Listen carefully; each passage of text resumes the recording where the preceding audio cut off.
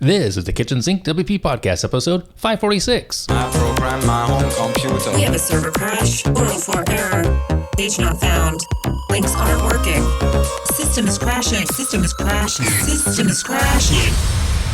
Your old HTML website, barely alive. We have the technology.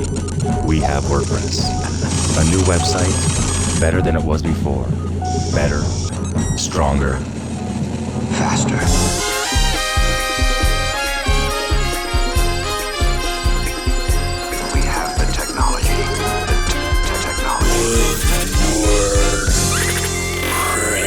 Hello, everybody. This is Adam Silver, the host of the Kitchen Sink WP Podcast. Thanks for being here. Let's get started. All right, upcoming events. We have two next weekend. We have WordCamp Minneapolis, St. Paul, a one-day camp, Friday, August the 16th, and WordCamp Rio, the 16th and 17th of August, Friday, Saturday. So that's pretty cool. On the St. Paul, Minneapolis one, there's a small chance I'm going to go. I was planning on maybe surprising people and just kind of going, but then something came up. I have something else on Saturday. So if I go, it'd be Thursday, Friday, come back Friday night or Saturday morning. We'll see. Anyway, if you're in those areas, by all means, go. Have a good time. Say hi to people if you know anybody that I might know. All right, moving on. Segment one, in the news. A couple of things here to discuss. Friend of the show and my friend Marcus Burnett, who runs the thewp.world, has announced that he made the business directory listing free, which is pretty cool. So if you have a business, you want to get it in the directory, it's now free. It's over at thewp.world, link in the show notes. Pretty nice. Also in the news, there were multiple reports of a trojan issue in WordPress 6.6.1, and it turned out that the culprit was the HTTP versus HTTPS, whereas updating it, some sites came back as reporting as suspicious or malware induced because it didn't have that S in there as well. There was an article actually, where was the article I saw? Over on searchenginejournal.com. I'll put a link in the show notes on that so you can read more about it if you want and go from there. Also, lastly in the news, TechCrunch reported that Automattic, who owns WordPress.com, has launched a new AI tool that's designed to help bloggers write more clearly and succinctly. That's kind of cool, I guess. Yeah, so let's see what comes of that. Link in the show notes if you're interested in learning about that as well. And yeah, that's it in the news. All right, moving on. Segment two, the meat potatoes of this week's episode. The rhythm of work. Does GTD still work? If you're a certain age, I suppose, like my age, I guess, maybe give or take 5 or 10 years, you might know the singer Gloria Estefan. Esteban? I don't know. Anyway, and I bring her up here as I'm going to quote the fact that eventually the rhythm is going to get you. Sorry, I couldn't resist it. I had to go with that. But for those of you who've listened for a long time, you know that I'm always trying to be productive, and I often follow, and I've mentioned GTD methodology, GTD standing for getting things done, and I have spoken about it in the past on past episodes, which brings me to today, where I'm talking about the rhythms, in this case, how rhythms can affect our work day, our week, a month, etc., or the whole year. And I'm also curious, do these rhythms conflict with GTD, and does GTD still work for us, the collective us as business owners, or for myself at least? So I've been spending some time in this area because I've noticed things have changed for me a little bit in the last few months at least. And I have 4 areas I want to discuss today, starting first and foremost with understanding your rhythms of work. So what do I mean here? Well, basically, the rhythms of work means finding the natural flow of your energy and focus throughout the day. So in theory, it's simple to identify these rhythms. For example, morning versus afternoon versus evening, when you have an energy, a peak productive energy type of feeling. And then also noticing and the observing of when you feel most productive, like when is that during the day? And then taking that and knowing what to do with it. The example here is high energy tasks in the morning, maybe strategy problem solving also with a high energy task. And if you have a low energy task, it might be the afternoon, as that might be more admin type of work or emails. Now, the caveat here is I am a morning person. I've realized that now for many years, but some of you out there are night owls. So this might be flipped, of course. So to be honest, you have to kind of figure that out for yourself. I can't tell you how to know that. I think you'll just know. You're going to know if you're a night owl or not. And I actually used to be a night owl. I used to stay up late, burn the midnight oil, get stuff done. I remember actually living in Colorado. I would work my normal day, go home, help with the kids, have dinner, put them to bed.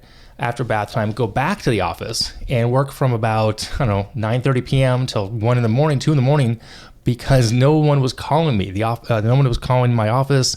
I could get extra and actual work done because more often than not, during the day, it's hard to find that focused time, right? That deep work stuff. So anyway, all right. So there's that concept of it. Now, moving on to getting things done.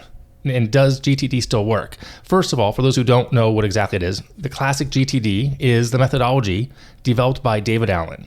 It has long been a go-to system for productivity, for enthusiasts, etc. It has a structured approach of capturing, clarifying, organizing, reflecting, and engaging with the content at question.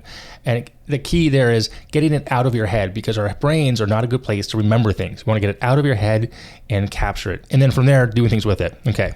So the two main strengths of GTD: it helps manage overwhelm by breaking down the tasks, and it helps provide structure for busy business owners. Okay. Now let's balance that with the challenges of GTD. It can be very rigid if it's not adapted to the personal rhythm of you. Okay. And overemphasis on a task list, because it is task list based. If it's too many tasks, it's going to lead to burnout or the neglect of your creative work. Whatever the creativity in your life is, it's going to affect that area. Okay. So is it still effective, or does it completely compete with the rhythm as I've mentioned above?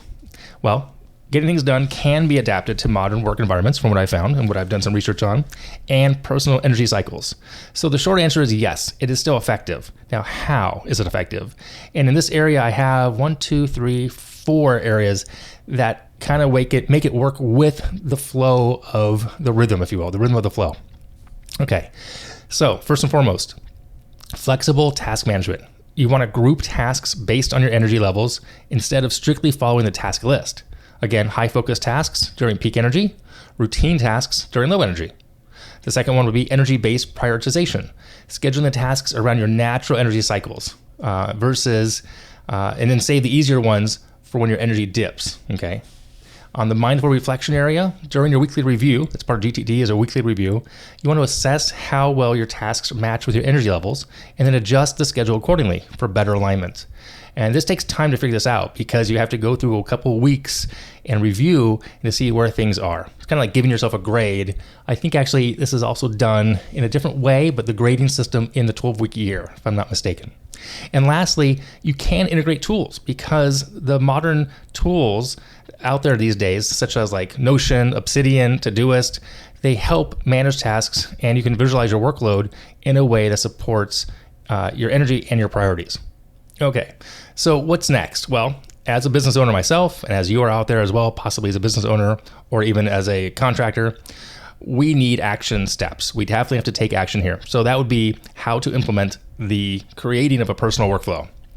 The actionable steps I want to recommend would be: start first and foremost by mapping out your energy levels across a typical week. Take the next 2 weeks, okay, and just map them out. When do you feel most energetic? When are you less energetic? When do you have that type of focus? Align those tasks with the peaks and valleys of those, okay? Also take into account, tools and techniques.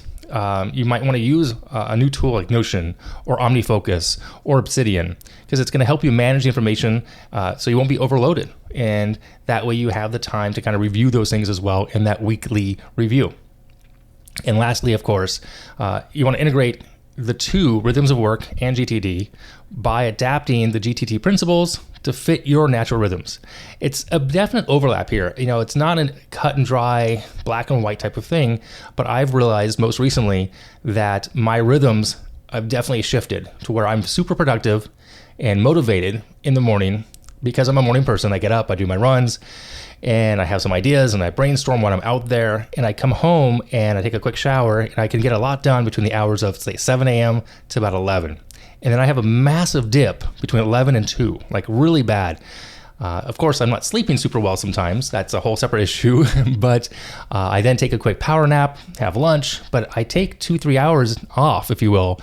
And I'm fortunate that I can do that. And I realize I'm fortunate. But then I have the second wind, like a big, strong wind of energy, about 2 o'clock, maybe 2:30 to about 5:30 or 6. So again, I encourage you all, the call to action here at the end of this all, is start small, baby steps. And then to keep the momentum going, you want to just kind of build upon each one of those, right? So don't forget to do that, because it's really easy to say this. And I've done this as a joke. I've kind of done this in real life. You can say, well, I can do that tomorrow. And to be honest, I've like I said, I've done that. But then I think, well, if I can do it tomorrow, I could just do it next Wednesday, and today's only Tuesday, if that was the case. So that's not a good habit to get into. You don't want to keep pushing it off, because then you have another issue of procrastination, and then the snowball, and it's like it piles up and you get behind on projects, etc. So again, yes, the rhythm is going to get you. You're going to have to, things change, life changes, the shifting things of life happen, and getting things done can still coexist alongside of that rhythm. So you can use the tools, and you can still use the methodology along with how you perform best and when you perform best. Hope that helps this week. It's helping me, and I just want to share that with you as well. If you have any thoughts on this, by all means, let me know. I'd love to talk to you about it. All right, moving on, segment 3, tip and tool of the week. This week is a piece of software. I think I've mentioned in the past. I'm pretty sure I have, but I just used it again a lot last week, and I just want to bring it out again. It's called it's Local by Flywheel. It lets you run local installations of WordPress, obviously, and it's been really beneficial as I'm doing some server testing and moving things around and swapping sites and whatnot. So just want to kind of give them a shout out. It's free. You don't have to have Flywheel or WP Engine to use it, but if you do have those services for hosting, you can push and pull accordingly, but you can just run it locally. It's pretty cool. So check it out. I'll put a link in the show notes. All right, that is it for this week. If you have any questions, go ahead and send those in via email, adam@kitchensinkwp.com, or use that speak pipe function on the website. If you want to support the show, you can become a Patreon. I would love that, or buy me a coffee. Links in the show notes as well as on the website. If you want to sponsor the show, there's a form on the website. Fill that out. I'll get right back to you. Thanks for listening. See you next week. Now go out and do some awesome things with WordPress. All right. Bye-bye.